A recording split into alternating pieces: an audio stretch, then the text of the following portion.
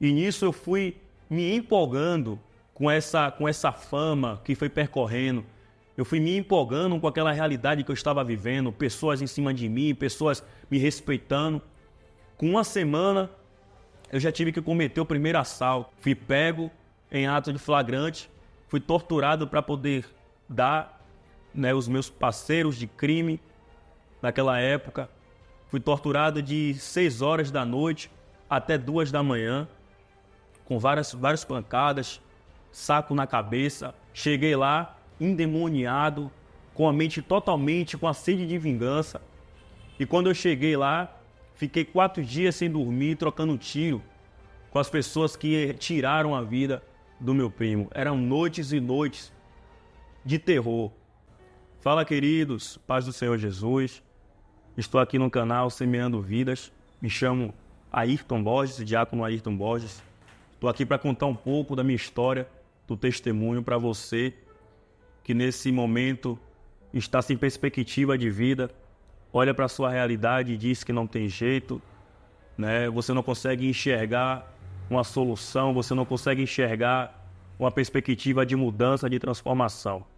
Está aqui um grande exemplo de que Deus ele pode transformar a sua história, de que Deus ele pode reverter todo o quadro. E através deste canal, através desse testemunho, a sua vida será alcançada.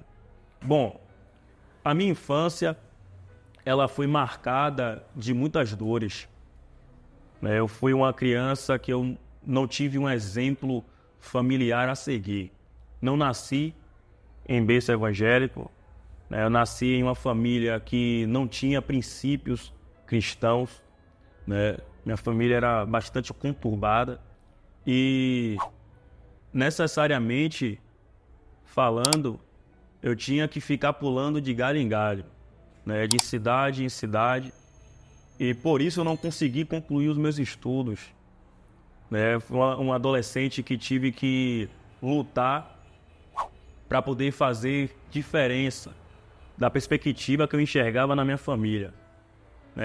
Com meus 9 anos de idade, eu comecei a trabalhar vendendo picolé, Fui uma criança com a visão de trabalho, de querer fazer as coisas acontecerem da maneira correta, Comecei a trabalhar vendendo amendoins, vendendo picolé, vendendo amendoins cozidos nas sinaleiras, para poder ganhar o meu pão, para poder ajudar a minha mãe em alguma coisa. Com meus 12 anos de idade, já estava morando no bairro de Pernambués. Foi quando eu conheci, fui convidado para uma igreja, para um culto jovem. E quando eu cheguei nesse culto jovem, eu vi ali aqueles jovens reunidos, adorando a Deus, E eu ouvi o pastor falar sobre um tal batismo. Não entendia, não sabia o que queria dizer, nada disso, porque não fui ensinado na minha infância sobre isso, Como eu havia dito, a minha família não tinha princípios cristãos, eu não nasci em um lar, em um berço cristão. E com meus 12 anos de idade, eu decidi que eu queria me batizar. E sem nenhum incentivo familiar, eu desci as águas, mas com a imaturidade da infância, eu não permaneci. Com meus 13 anos de idade, eu criei o desejo de aprender uma profissão.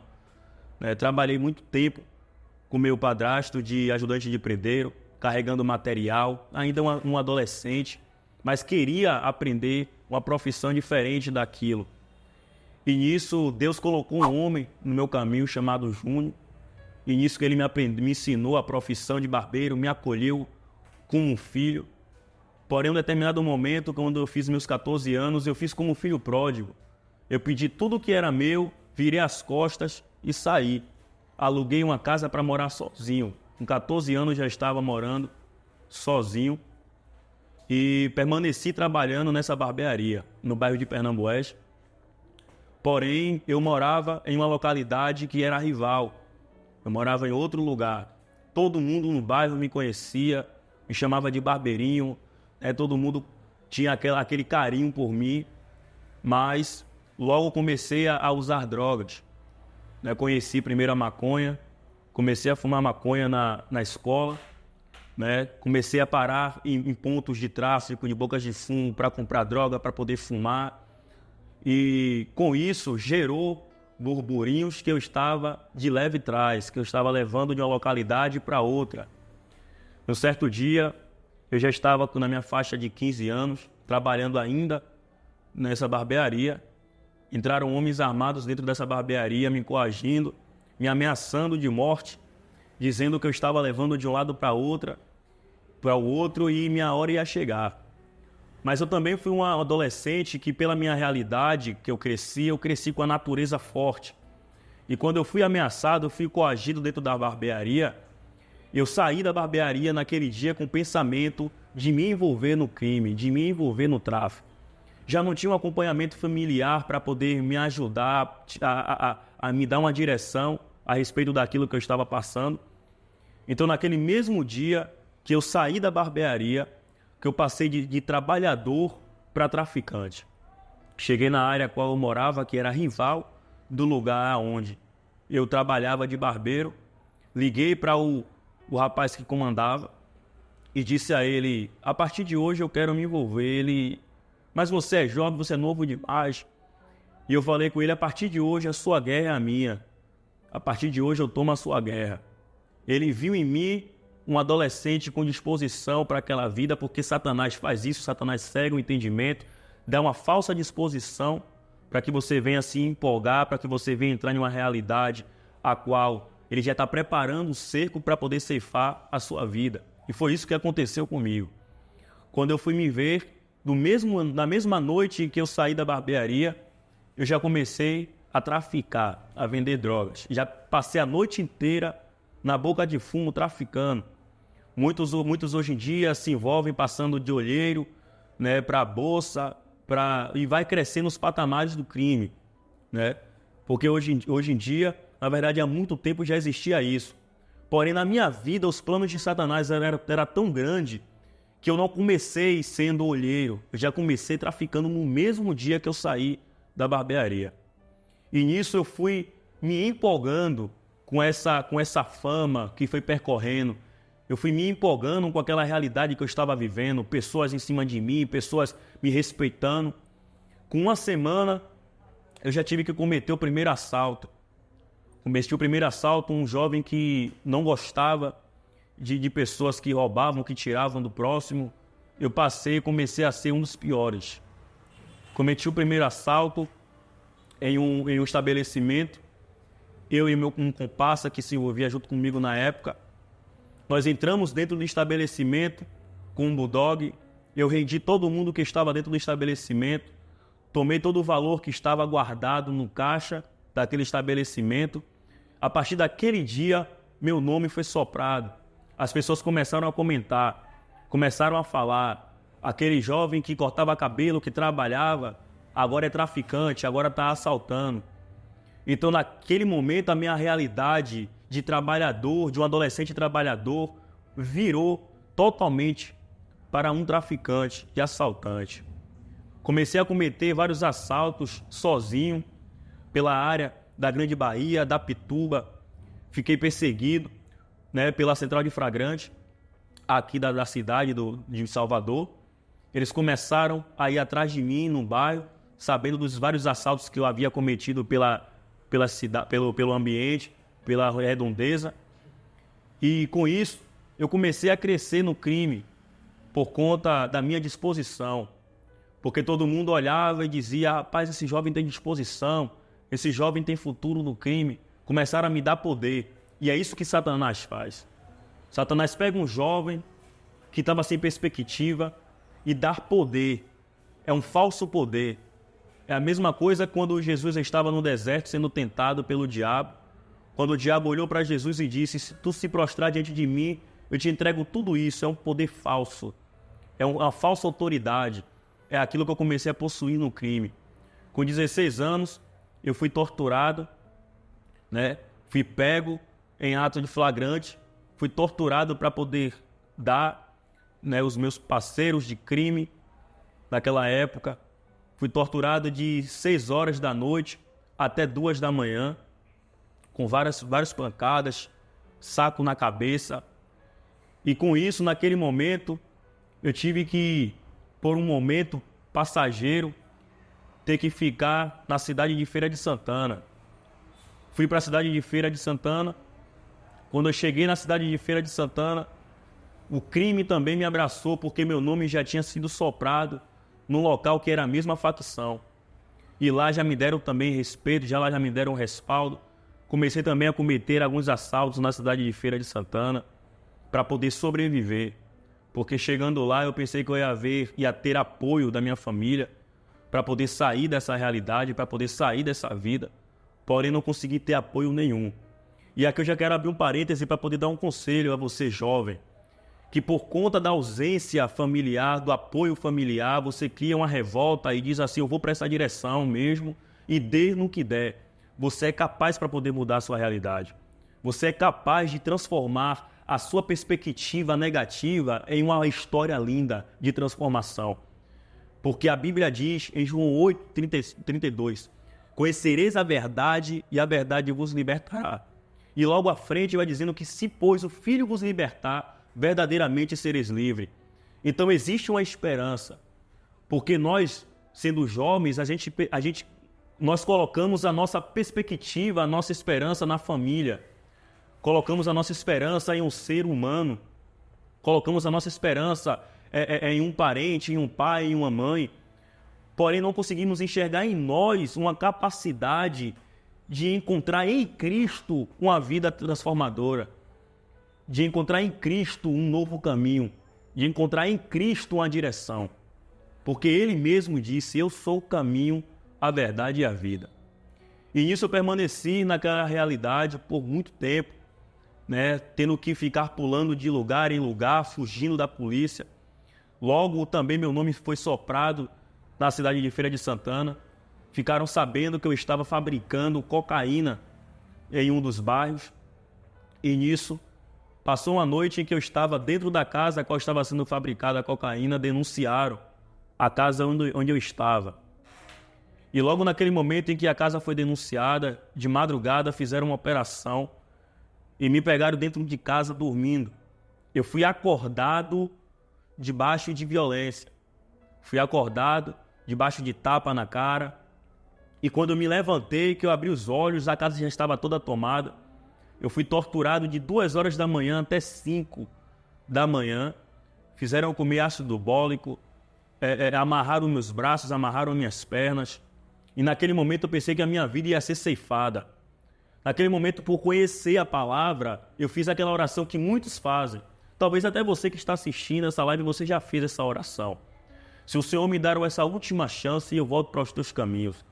Se o Senhor permitir que eu saia daqui dessa situação vivo, eu me rendo aos teus pés e entrego a minha vida ao Senhor. Mas como muitos de vocês também, eu fiz a mesma coisa. Voltei para a realidade no outro dia. Continuei fazendo as mesmas práticas. Já voltei a fazer assaltos. Voltei a traficar. E nisso, de determinado momento, eu comecei a ser procurado no bairro a qual eu estava atuando. E a corporação ou a viatura que estava me procurando naquela época, eles pegaram o jovem e falaram, dê o recado que quando a gente pegar ele, a gente vai matar. E a referência que eles tinham de mim é essa tatuagem aqui, que era uma lágrima. Eles falaram da lágrima de Salvador. Quando pegamos ele, quando a gente pegar ele, a gente vai matar. E mostrou a vela. Muitos daqui sabem o que é a vela. Para quem não sabe aqui o que é a vela, é quando alguém é assassinado e é assassinado de uma forma brutal, mas para poder não gerar a culpa em quem fez, essa pessoa pega uma arma fria, coloca nas mãos daquela pessoa que foi executada e forja um tiroteio, forja uma troca de tiro. E foi essa ameaça que foi feita a mim. Que iria ser implantada uma arma nas minhas mãos e eu seria executado. Porque a minha fama já estava percorrendo nas redondezas. Por conta dos assaltos, por conta da fabricação de cocaína que estava sendo feita. E logo, quando gerou essa perseguição, eu tive que retornar aqui para Salvador. Retornei aqui para o bairro de Pirajá, a qual hoje eu moro. E quando eu retornei, passei uns dias na casa de minha mãe, com um pensamento de voltar para o bairro de Pernambués, para poder voltar para a realidade a qual eu já vivia. A minha boca falava que eu queria mudar de vida, porém a minha mente já estava arquitetando mal. Porque eu acredito, como muitas pessoas, quando se vê nessa realidade, pensa que a única saída é permanecer nessa vida, que não tem outra saída. Eu já perdi muitos parceiros daquela época que dizia não tem mais jeito para mim, que dizia a minha realidade é essa, por conta da fama do crime, por conta do nome sujo na justiça. Mas aqui está um exemplo que de fato Deus ele limpa o nome, que Deus ele limpa a ficha, que Deus ele constrói uma nova história. Mas quando eu cheguei aqui, que eu retornei aqui para Salvador, eu recebi a notícia que os rivais que tinham me perseguido lá no bairro de Pernambués, os rivais que eu tinha envolvimento, que eu tinha rivalidade, que eu já havia tido troca de tiro, que eu já havia trocado tiro, que eu já havia dado ataque, que aqui é chamado bonde, que eram as pessoas que eu tinha uma rivalidade pessoal, já não era mais por conta de tráfico, já era uma guerra pessoal. Foram as pessoas que entraram na barbearia para me ameaçar. Quando houve um golpe de Estado, para quem não sabe o que é golpe de Estado, é quando um patrão de uma área que comanda, aonde cria uma rivalidade com o mesmo patrão, mata um ao outro para poder ficar com a favela. Então, quando isso aconteceu, as pessoas que tinham guerra comigo aproveitou da situação, invadiu a casa onde eu residia, lá em Pernambués, onde moravam outras pessoas, e também um parceiro que era lado a lado do fechamento comigo na época, finado Mitu.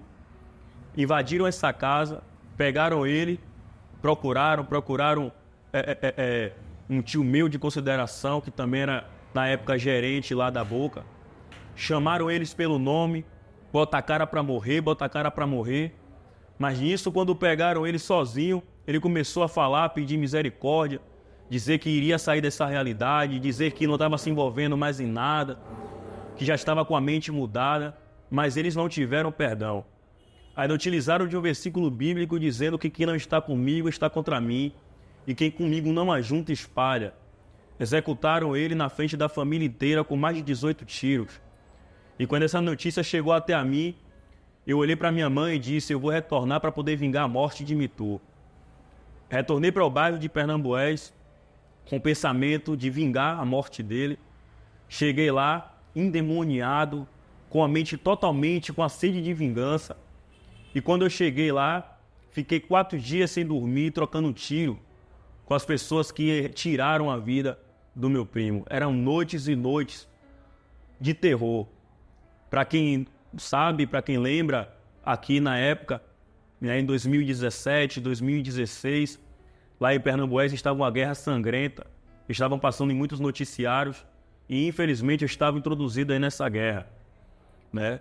Infelizmente, em um desses ataques, acabei tirando a vida de uma pessoa e nessa realidade, muitos jovens, quando entram nessa vida com o pensamento de fazer nome, entram nessa vida com o pensamento de fazer com que as pessoas temem, com que as pessoas venham ter medo dele.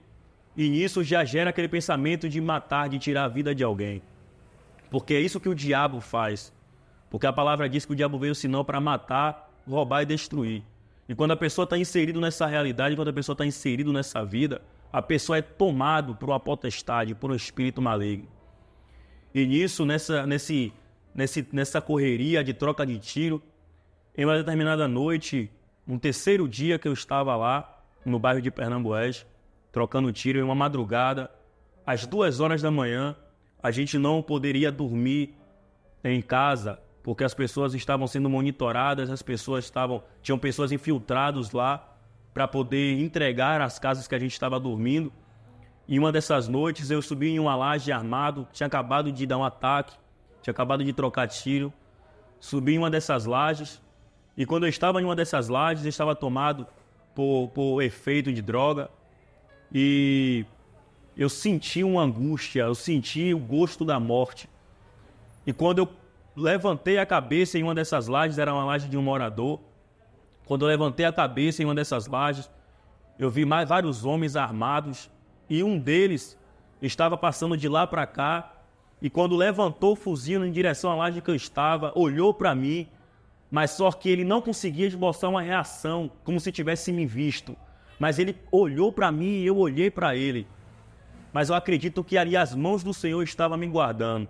As mãos do Senhor fez com que aquele homem não me enxergasse, porque certamente se ele me enxergasse, ele tiraria a minha vida naquela noite.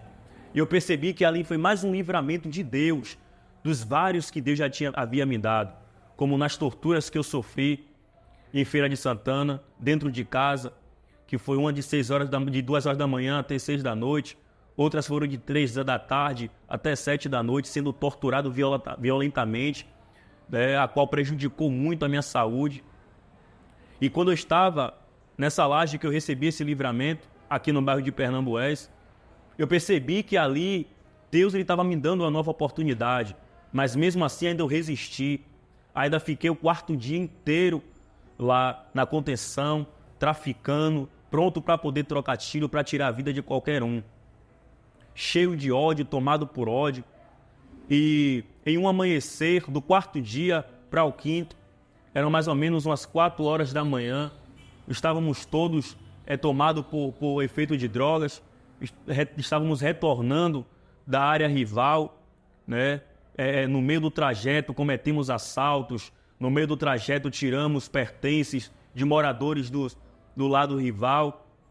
E quando chegamos, um deles, que vai fazer 7 anos agora, dia 12 de outubro, que perdeu a sua vida nessa realidade, ele olhou para mim e disse: eu estou sentindo que eu vou perder a minha vida hoje, vou entregar a minha vida ao diabo. Ele falou com essas palavras.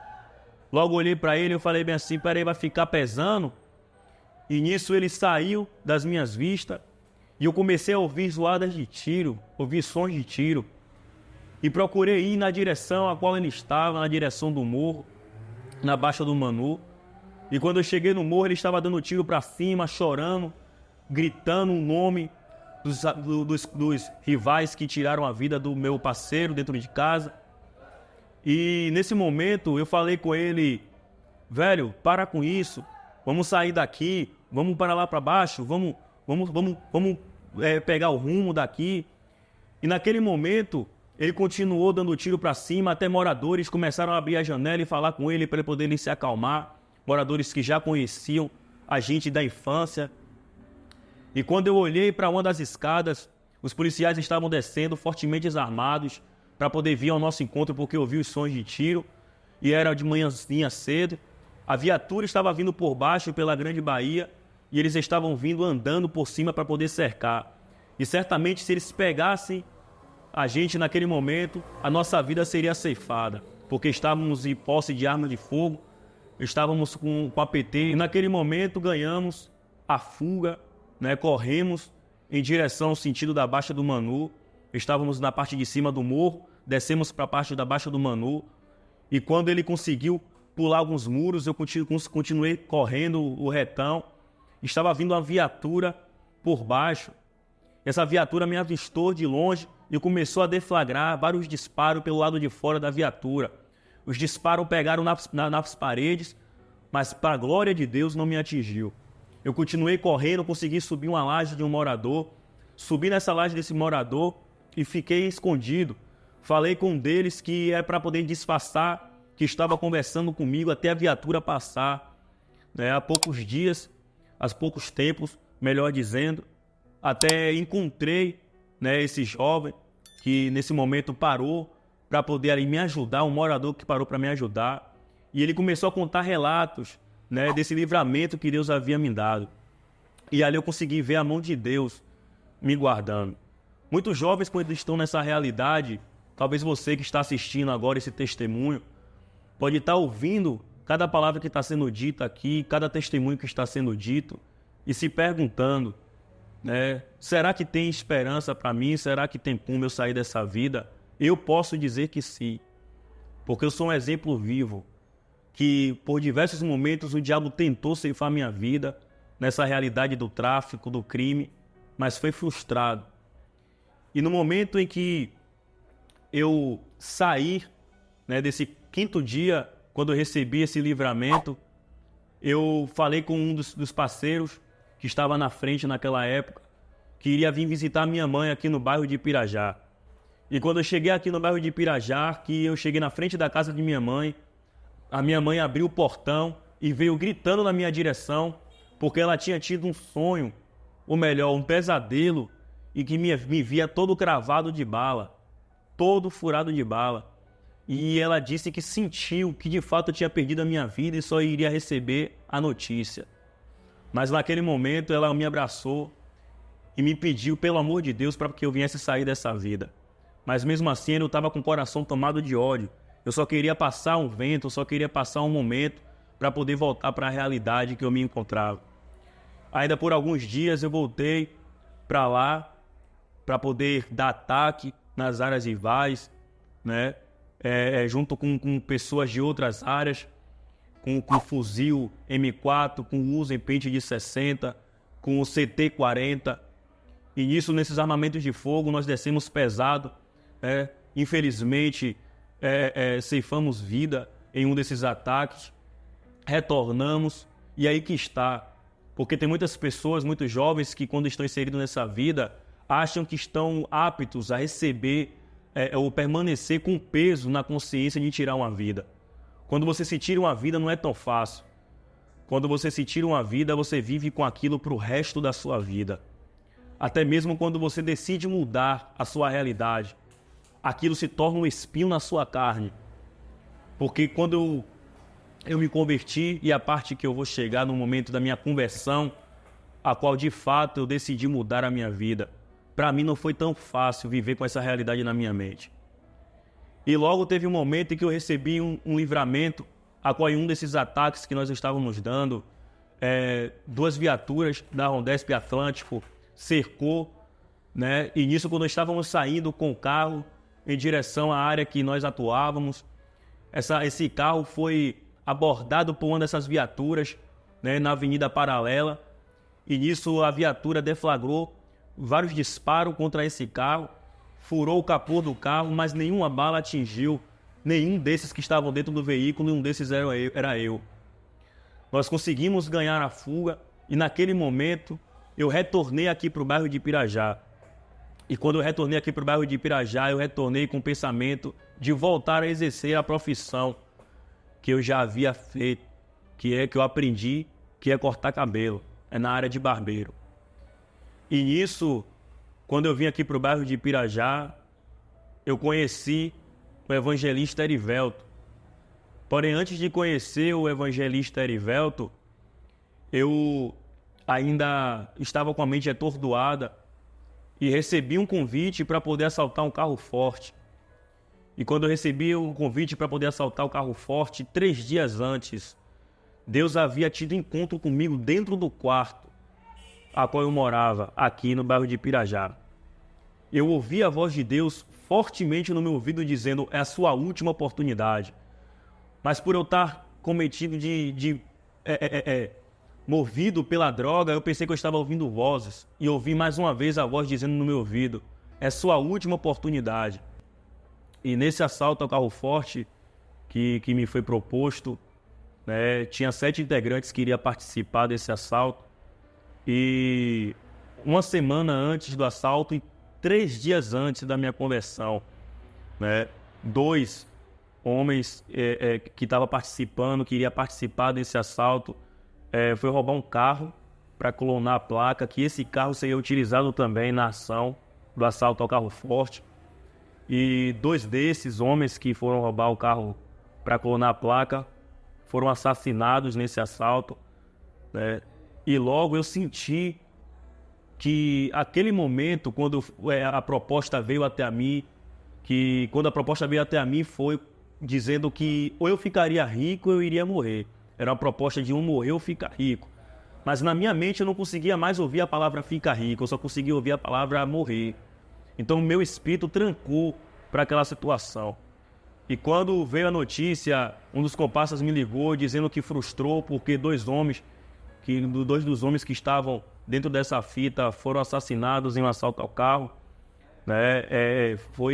Abortou essa missão desse assalto. E depois, quando eu me converti, eu entendi o porquê que eu ouvi a voz dentro de casa dizendo que era a minha última oportunidade. Que essa era a minha última oportunidade. Eu achava que era por conta do efeito da cocaína, mas na verdade ali era o próprio Deus falando no meu ouvido que era chegada a minha hora de decidir a minha história.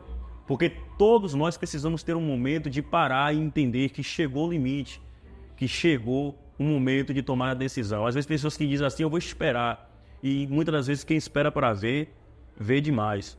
Muitos dos que se envolveram no crime junto comigo na época, hoje em dia, não tem como mais decidir, não tem como mais voltar atrás, porque teve a sua vida ceifada. Então o dia de decidir é hoje. O amanhã é ilusório, a gente não sabe o que vai existir amanhã. Mas o momento da decisão de transformação é hoje. 3 dias depois, eu fui convidado pelo evangelista Erivelto, que é o evangelista da igreja a qual eu congrego hoje em dia, para poder fazer uma visita na igreja que ele congrega, que é a qual eu congrego hoje em dia. Ele me perguntou quanto eu ganhava para poder cortar o cabelo o dia inteiro. Eu falei com ele falei com ele a ganhar cerca de 150, 100 reais. Ele falou, pronto, eu vou te fazer um convite para poder você cortar cabelo na ação social, a qual eu faço evangelismo, e vou te ofertar na sua vida 100 reais. Eu contei a minha história para ele, falei que eu era afastado do evangelho, que eu estava tentando me redimir, estava tentando sair do crime, estava me esforçando para sair dessa realidade. E nisso aí ele me fez esse convite, porque um evangelista de verdade, ele não vai ganhar pessoa dentro da igreja, ele vai resgatar as vidas fora. Isso daqui já vai um recado para você que quer ficar cometido dentro da igreja e as vidas perecendo lá fora. Tem muitas pessoas como eu, que vivia nessa realidade lá na Boca de Fumo, como eu vivia no bairro de Pernambués, que nunca eu ouvi um cristão descendo na Boca de Fumo para poder pregar o evangelho para mim. Eu tinha sede de ouvir alguém ir na Boca de Fumo pregar a palavra para mim. E tem muitos jovens que estão nessa realidade, talvez você, jovem que está ouvindo essa palavra, está ouvindo esse testemunho, você sente desejo, você sente anseio, mas não tem ninguém para pregar a palavra para você. Mas através dessa página, através dessas redes sociais, você está ouvindo esse testemunho e vai saber que Deus ainda opera milagre. E nisso, quando eu vim para poder cortar cabelo nessa ação social, eu conheci o meu pastor, que hoje é meu pastor, né, o pastor Júlio França, que me recebeu como filho, me acolheu como filho. E nesse momento eu fui convidado também para ir em uma reunião de jovens. E quando eu fui para essa reunião de jovens, eu fui lombrado, né? Fumei vários baseados antes de sair, porque eu achava que era uma coisa chata ficar ouvindo crente falando, aquela coisa toda. E quando eu cheguei nessa reunião de jovens, a qual tinha um homem pregando a palavra, que é o diácono Júnior Dantas, estava pregando a palavra. Naquele momento, o efeito da droga que estava na minha vida cortou literalmente, porque o próprio Jesus diz, os que são meus ouvem as minhas palavras. Talvez tem pessoa que está fora do evangelho e pensam que pertence ao diabo, ou tem muitas pessoas que já ouviram de pessoas insensatas que você vai para o inferno, que você pertence ao diabo.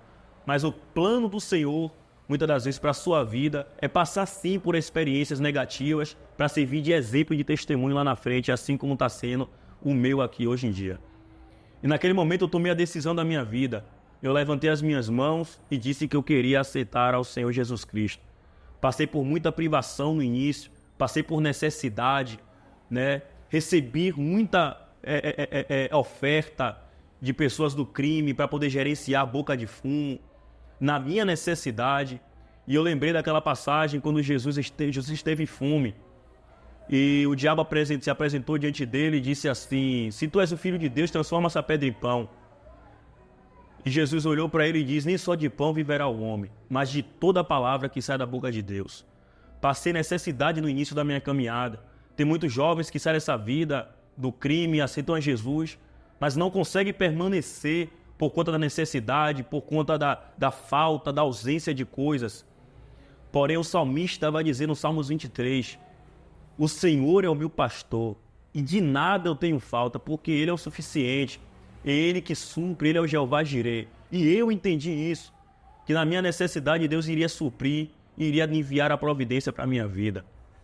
E nisso perdi muitos parceiros de crime, finado Nivéio, finado Mitu, finado Coelhão, finado Fofão, finado Everton, finado Niquinho, finado Railan, finado Cascata, vários perderam a sua vida da minha época, essa realidade porque não quiseram sair, não ouviram a voz do Senhor. E Deuteronômio 28 diz: se atentamente ouvires a voz do Senhor teu Deus, não endureçais o vosso coração. Então, quando a gente ouve a palavra do Senhor, é esse o mandamento que o Senhor tem para as nossas vidas, é não endurecer o coração. E nesse momento eu permaneci, mesmo passando por necessidade, mesmo passando por privação, passando fome. O pastor ele me fez uma proposta: meu filho, você quer sair da onde você está morando e ir morar dentro da igreja? Eu passei 2 anos morando dentro da igreja, o pastor me ajudando, me aconselhando, me discipulando, me direcionando, pessoas me ajudando. E aqui vai um conselho para você que é líder, para você que é pastor. Quando você receber uma vida dessa, que saiu dessa realidade, abrace a causa, discipule, oriente, tenha de fato como um filho, porque isso é essencial para a permanência de um jovem que saiu dessa vida no Evangelho. Então nisso eu permaneci, guerreei para permanecer no Evangelho, mesmo com os banquetes, os pratos. E aqui já vai um conselho para você jovem, que está novo convertido, que saiu dessa realidade. Surgirão muitas propostas para a sua vida, surgirão muitas bandejas para a sua vida, mas permaneça fiel, resista até o fim, mesmo na necessidade, porque Deus ele é fiel para poder velar pela sua palavra. Quando ele diz que ele entra na causa, ele até prova para poder aprovar a vida de alguém. E foi isso que ele fez na minha vida. Permaneci desempregado por muito tempo, morando dentro da igreja, os irmãos me ajudando, pessoas me dando cesta básica, eu passando muita necessidade. No 3º ano, permanecendo fiel, permanecendo constante, buscando da presença de Deus, subindo o monte, orando. Um irmão, Júnior, que me ajudou muito no início da minha caminhada, de madrugada, quando eu estava passando pelas minhas guerras, por conta das vidas que eu tirei, por conta das coisas ruins que eu fiz, as brutalidades que eu fiz na vida do crime. Eu era atormentado por vários pesadelos, por vários pensamentos negativos. E esse irmão me ajudou muito em oração, me ajudou muito em discipulado. Ele foi uma mão amiga para mim nesse momento. Isso é a importância de você ser amuleto para alguém, amuleta para alguém, por um período até essa pessoa permanecer firme no Evangelho. E para a glória de Deus eu consegui. Hoje em dia sou diácono da Igreja Evangélica Restaurando Vidas, da IERV, a qual é presidida pelo pastor Júlio França, aqui no bairro de Pirajá. E sou um exemplo vivo de que Deus ele liberta, Deus ele transforma, Deus ele escreve uma nova história. Hoje trabalho de carteira assinada, a qual não tinha esperança nenhuma de conseguir um trabalho de carteira assinada por conta da ficha negativa na polícia. E com isso a minha ficha foi limpa para a glória de Deus. Hoje eu ando no meio da sociedade de cabeça erguida, Sou reconhecido no meio dos jovens como um exemplo de cristão, como exemplo de uma pessoa que teve a vida transformada, um jovem para a glória de Deus que conseguiu, independente que não teve ajuda ou auxílio familiar ou exemplo familiar. E eu quero já abrir um parêntese aqui nesse finalzinho para poder dizer para você, jovem, que não teve embasamento familiar, não teve estrutura familiar, não nasceu num berço evangélico, independente da sua realidade, independente da realidade que você viveu, que você cresceu, Deus ele é fiel para velar pela sua palavra. Deus ele é fiel para poder transformar, independente de ajuda, independente de auxílio, pela sua força de vontade. O poder da decisão é fundamental para Deus mudar a história. Porque o poder da decisão é algo que você precisa implementar dentro do seu coração para permanecer. Porque dentro da igreja também não é flores. Você vai encontrar pessoas também com todo pensamento diferente, com naturezas diferentes, temperamentos diferentes. E aí que o poder da decisão precisa prevalecer. Quando você encontrar alguém que tem tempo na igreja, mas não dá testemunho.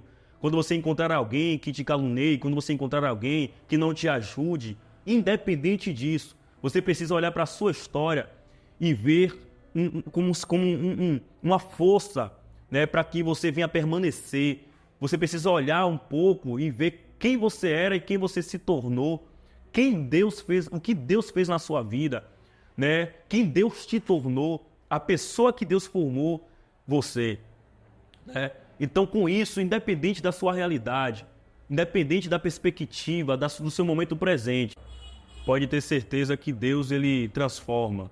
Deus, ele dá a direção, ele faz brotar água de onde não tem. E eu digo isso porque eu não tinha de onde morar, fiquei 2 anos morando dentro da igreja, né? E com isso, o evangelista que ganhou a minha alma para Jesus, né, fez propôs, né, uma oferta para mim, porque a igreja iria se mudar de um espaço para outro, iria ficar ruim para poder eu morar dentro da igreja. E aí ele falou: Ayrton, tem um espaço ali em cima da ação social, da obra social, que a gente pode levantar um quartinho e você pode morar lá. E todos os irmãos se comoveu com isso, juntou, não um do piso, outro do bloco, outro do cimento, né? O pastor deu 7 sacos de cimento para poder me ajudar. E nisso daí a gente levantou esse quartinho para poder eu morar. Passei quase 3 anos morando dentro desse quartinho, né? Logo quando eu comecei a trabalhar de carteira assinada, decidi alugar, né, um canto maior, né, divididozinho, para que eu pudesse ficar mais confortável. Mas isso me faz hoje passar para vocês que estão assistindo esse testemunho que eu não conseguia enxergar. Eu não conseguia enxergar que hoje eu estaria onde eu estou, contando esse testemunho para vocês, trabalhando de carteira assinada, né? Eu não conseguia enxergar que hoje eu estaria noivo, eu não conseguia enxergar que hoje eu estaria sendo um diácono da igreja, servindo na igreja, sendo exemplo para outros jovens. Eu não conseguia enxergar. E muitos de vocês que estão assistindo também talvez não conseguem enxergar aonde vocês podem chegar. Mas Deus, ele faz. Deus, ele opera. Porque ainda antes que houvesse dia, diz o Senhor, eu sou. E não há nada que escape das minhas mãos. Operando o Senhor, quem impedirá? O meu desejo e o desejo desse projeto lindo, que tem alcançado muitas pessoas, é com que você, jovem, possa ouvir esse testemunho, trazer uma reflexão ao seu coração e você entender que esse não é o seu fim. Que ainda há solução, ainda há esperança para a sua história, ainda há jeito para a sua vida. Basta só uma decisão. E nisso você se torna também um exemplo para a sua família, né? É muito importante você entender que é através da sua vida que Deus vai operar na sua família. O exemplo disso é que há 1 semana atrás a minha mãe, né, ela é hipertensa, tem problema de coração. Ela começou a passar mal às 2 horas da manhã, né? Eu e minha noiva levamos ela para a emergência. E quando eu cheguei lá, ela olhou para mim e disse: Ayrton, não é porque eu estou nessa situação, não. Mas eu já vinha pensando sobre isso e eu quero entregar a minha vida a Jesus. E eu peço que você ore pela minha vida. Naquele momento gerou uma reflexão, porque ela poderia esperar ou poderia ir em uma igreja, mas ela me viu como um exemplo naquele momento para a glória de Deus, para orar pela vida dela, para que ela pudesse entregar a vida a Jesus, né? Meu pai ainda, infelizmente, não entregou a sua vida a Jesus, mas está em oração para que eu creio que Jesus irá alcançar a vida dele também. Me chamo Ayrton Borges. Para vocês que querem ter o acesso diretamente a mim, meu Instagram está lá, Ayrton Borges Oficial. Meu contato no meu WhatsApp é 719-9101-7167, tá bom? Então você que ouviu esse testemunho, o meu desejo é que você possa receber e ter a sua vida transformada para a glória de Deus. Que Deus abençoe a sua vida. Canal Semeando Vida. Deus dá o crescimento à semente que é plantada em terra boa. Deixe aqui o seu comentário, se inscreva no canal e ative as notificações para receber mais conteúdos que irão abençoar a sua vida. Até a próxima e fiquem com Deus.